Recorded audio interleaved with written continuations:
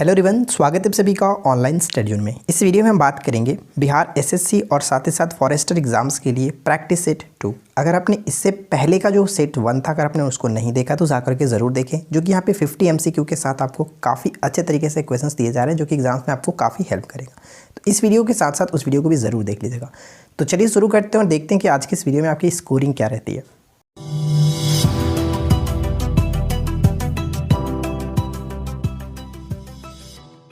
आज के इस वीडियो का फर्स्ट क्वेश्चन ये बनता है कि भारत में पशुपालन एवं कृषि के प्राचीनतम साक्ष्य प्राप्त हुए। हर क्वेश्चन के लिए आपको 3 से 4 सेकंड का टाइम मिलेगा, उसी समय आपको राइट आंसर को नोट डाउन कर लेना है और लास्ट में अपना स्कोर का कमेंट्स करके बताइएगा कि आपने कितना स्कोरिंग किया। ठीक है, तो बताइए कि इस क्वेश्चन का राइट आंसर क्या है। तो आई होप कि आपने राइट आंसर जरूर गेस कर लिया होगा। Correct answer will be option D, Mehrgarh से।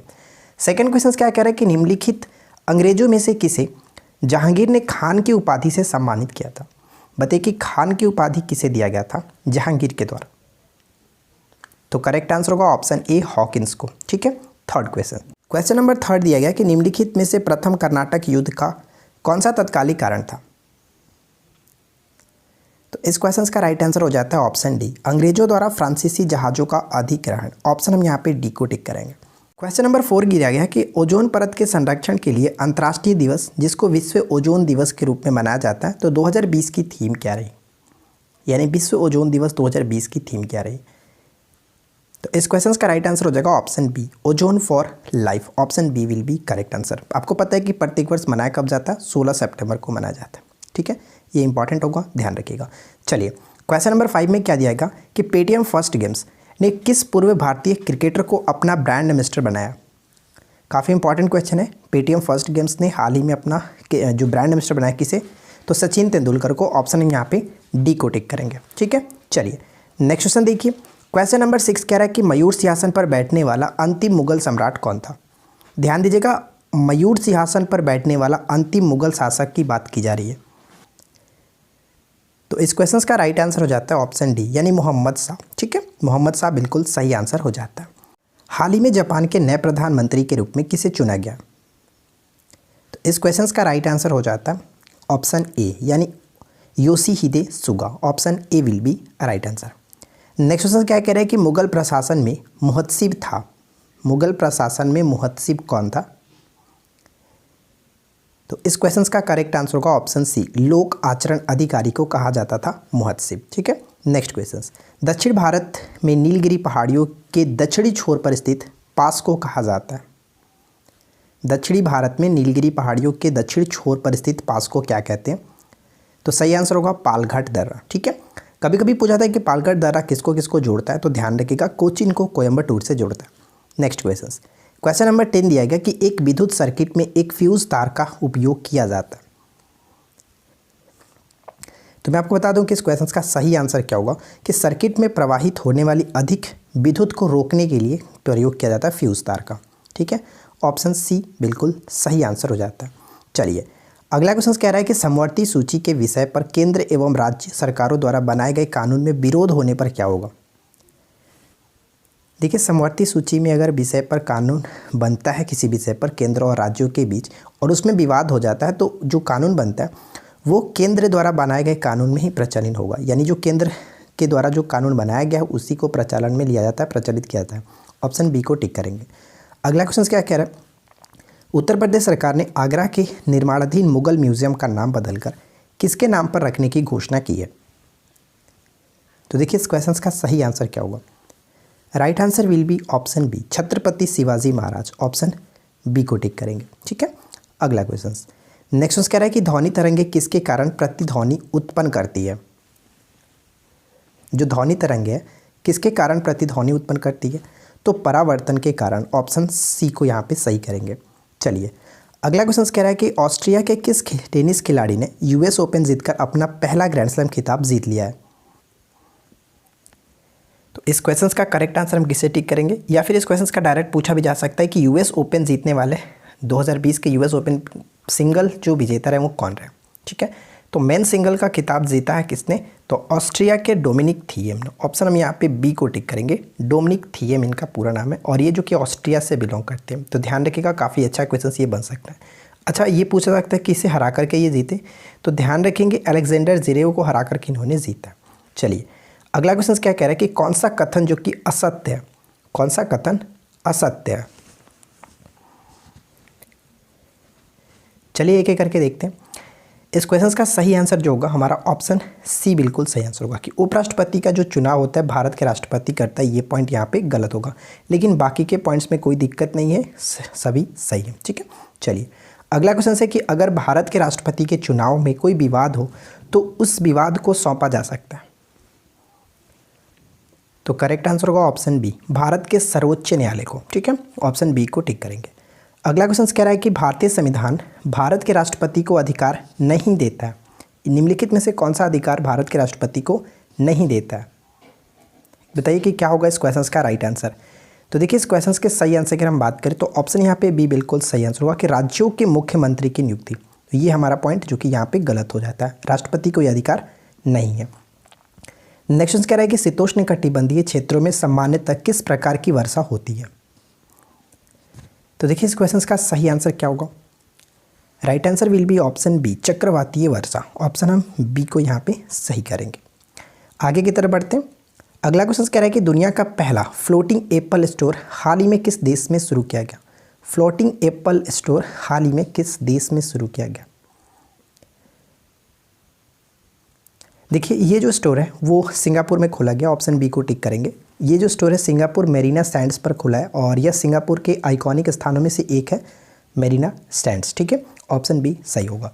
नेक्स्ट क्वेश्चन कह रहा है कि दक्षिण भारत के शीतोष्ण चारागाह जो घास स्थल है क्या कहते हैं, दक्षिणी अमेरिका के जो शीतोष्ण चारागाह घास स्थल है उसको किस नाम से जाना जाता है, तो उसको हम लोग पैम्पास कहते हैं। ठीक है, ऑप्शन हम यहाँ पे बी को टिक करेंगे, पैम्पास। अगला प्रश्न कह रहा है कि संघाई सहयोग संगठन देशों के प्रमुख की परिषद के सम्मेलन की 30 नवंबर की मेज़बानी कौन सा देश करेगा। एक्चुअली ये कर चुका है, तो 30 नवंबर को ही किया गया जो कि ये भारत में किया गया। ठीक है, ऑप्शन हम यहाँ पे डी को टिक करेंगे। चलिए नेक्स्ट कह रहा है कि चेचू जनजाति निम्नलिखित में से किस देश के वासी हैं, किस प्रदेश के वासी हैं। तो देखिए चेचू जनजाति का संबंध अगर हम बात करें तो राइट आंसर होगा आंध्र प्रदेश। ऑप्शन हम यहाँ पे डी को टिक करेंगे।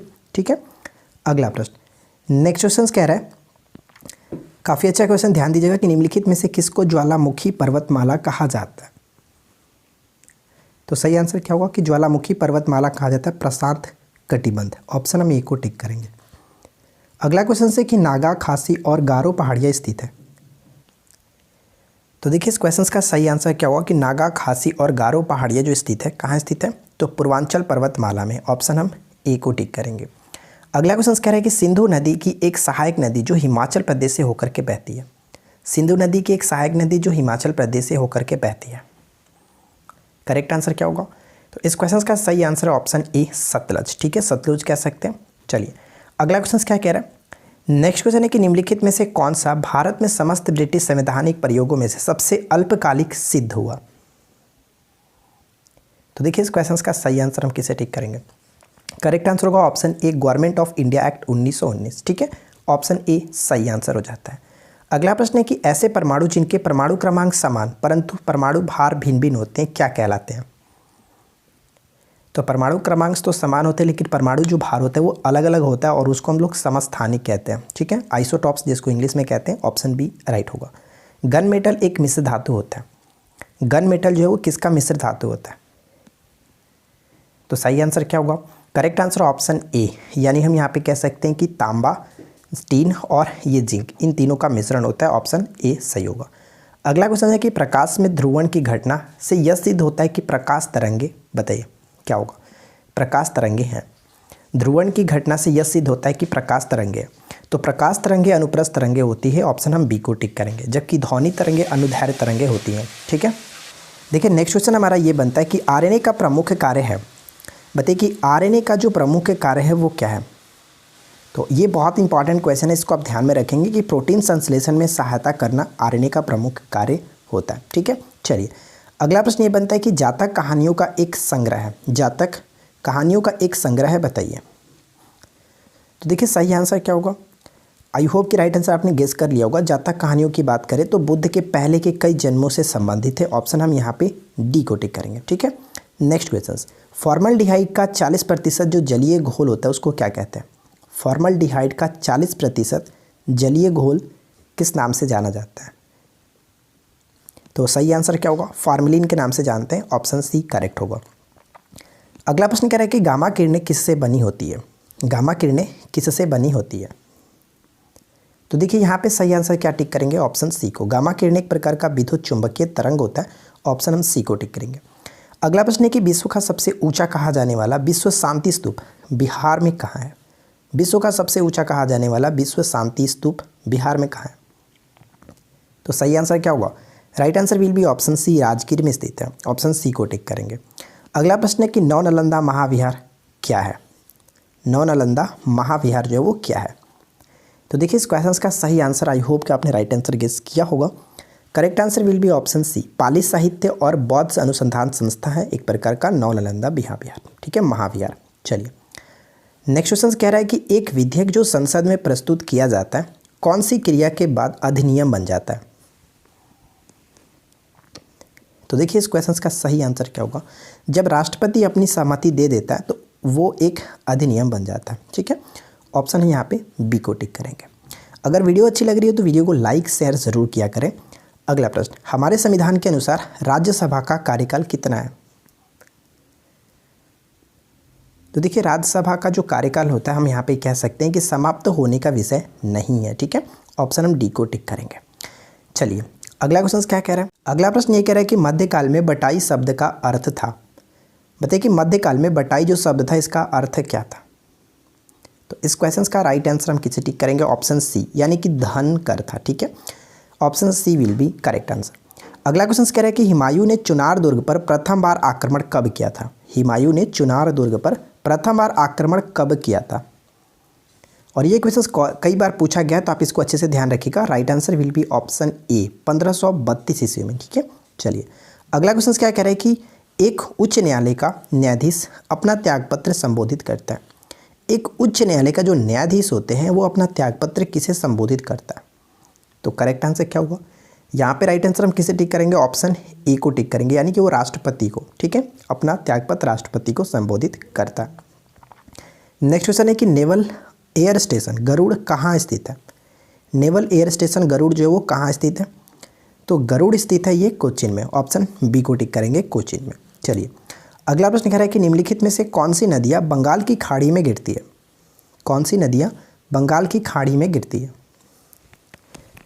तो देखिए पूर्व की तरफ जो भी नदियाँ गिरती है वो बंगाल की खाड़ी में गिरती है। तो गंगा, ब्रह्मपुत्र, गोदावरी, महानदी, कृष्णा और कावेरी, ये सभी जो नदियाँ हैं वो बंगाल की खाड़ी में गिरती है। तो हम यहाँ पे कह सकते हैं कि एक और दो दोनों बिल्कुल सही है, इसलिए ऑप्शन डी को टिक करेंगे। नेक्स्ट क्वेश्चन कह रहा है कि ग्रीन टर्म अहेड मार्केट किस क्षेत्र के लिए लॉन्च किया गया? हाल ही में इसको लॉन्च किया गया ग्रीन टर्म अहेड मार्केट, जिसको GTM कहा जाता है, हाल ही में किस क्षेत्र के लिए लॉन्च किया गया? तो right answer will be option C, बिजली के लिए लॉन्च किया गया, बिजली के क्षेत्र में, ठीक है। अगला प्रश्न कह रहा है कि टेफ्लॉन निम्नलिखित में से किस एकलक का बहुलक है? टेफ्लॉन का प्रयोग अक्सर जो कि नॉनस्टिक के बर्तन को बनाने में किया जाता है। तो सही आंसर होगा टेट्राफ्लोरोइथिलीन, ऑप्शन हम ए को टिक करेंगे। नेक्स्ट क्वेश्चन क्या कह रहा है कि भारत डायनामिक्स लिमिटेड केंद्र कहाँ स्थित है? भारत डायनामिक्स लिमिटेड केंद्र कहाँ स्थित है? तो देखिए इस क्वेश्चन का सही आंसर जो होगा ऑप्शन बी को टिक करेंगे, हैदराबाद में स्थित है, ठीक है। भारत डायनामिक्स लिमिटेड केंद्र हैदराबाद में। डायोप्टर किसकी SI इकाई है? डायोप्टर किसकी SI यूनिट है? तो बहुत सिंपल सा क्वेश्चन है कि लेंस की क्षमता है, जो कि लेंस की शक्ति का ये SI यूनिट होता है, डायोप्टर। अगला प्रश्न कह रहा है कि निम्नलिखित में से न्यूटन की गति का कौन सा नियम यह बताता है कि दीवार पर गेंद फेंके जाने पर वह वापस क्यों आती है? एक्चुअली ये उदाहरण है, इसके कई उदाहरण हो सकते हैं। तो इसका सिंपल सा मतलब होगा कि गति का तीसरा जो नियम है, क्रिया के बराबर परंतु विपरीत प्रतिक्रिया होती है, तो यही एक गति का तीसरा नियम, ऑप्शन सी को टिक करेंगे। नेक्स्ट उससे कह रहा है कि नोक्रेक जैवमंडल अभ्यारण्य भारत के किस राज्य में स्थित है? नोक्रेक जैवमंडल अभ्यारण्य भारत के किस राज्य में स्थित है? तो देखिए नोक्रेक जो अभ्यारण्य है वो मेघालय में पड़ता है, ऑप्शन हम बी को टिक करेंगे। नेक्स्ट क्वेश्चन कह रहा है कि एक ट्रांसफार्मर, बताइए एक ट्रांसफार्मर का कार्य यहाँ पे क्या होना चाहिए? तो ट्रांसफार्मर का जो कार्य होता है एसी वोल्टेज को कम करने या बढ़ाने के लिए उपयोग किया जाता है। ठीक है, ऑप्शन बी बिल्कुल सही आंसर हो जाता है। नेक्स्ट क्वेश्चन है कि मिल्क ऑफ मैग्नीशिया है, तो मिल्क ऑफ मैग्नीशिया हम किसको कहते हैं? बहुत ज़्यादा ये क्वेश्चन पूछा जाता है, बताइएगा कि मिल्क ऑफ मैग्नीशिया किसे कहते हैं। तो राइट आंसर होगा मैग्नीशियम हाइड्रोक्साइड। ठीक है, MgOH का होल ट्वाइस होता है मिल्क ऑफ मैग्नीशिया। ठीक है, तो मुझे उम्मीद है कि आप लोग को ये वीडियो ज़रूर अच्छी लगेगी। नीचे कमेंट्स करके बताइएगा कि आपकी स्कोरिंग क्या रही। और आज की इस वीडियो का स्कोरिंग जो मैं रखता हूँ वो आपका कट ऑफ अगर आप 35 क्लियर किए होंगे तो आप काफ़ी सेफ स्कोर में। ठीक है, अगर आपने इससे कम स्कोर किया है तो थोड़ी सी प्रिपरेशन आपकी और करने की ज़रूरत है। बहुत ज़्यादा टफ क्वेश्चंस नहीं था, सिंपल क्वेश्चंस यहाँ पे लिए गए थे। आई होप कि आपने इस क्वेश्चंस को पढ़ रखा होगा और वीडियो ज़रूर अच्छी लगी होगी। वीडियो पसंद आई हो तो अपने दोस्तों के साथ भी शेयर कर दीजिएगा। चैनल पे पहली बार है तो सब्सक्राइब करके नोटिफिकेशन बिल को ऑन कर लीजिएगा। मिलते हैं किसी और वीडियो में नेक्स्ट टॉपिक के साथ। Thanks for watching, keep learning, have a good day.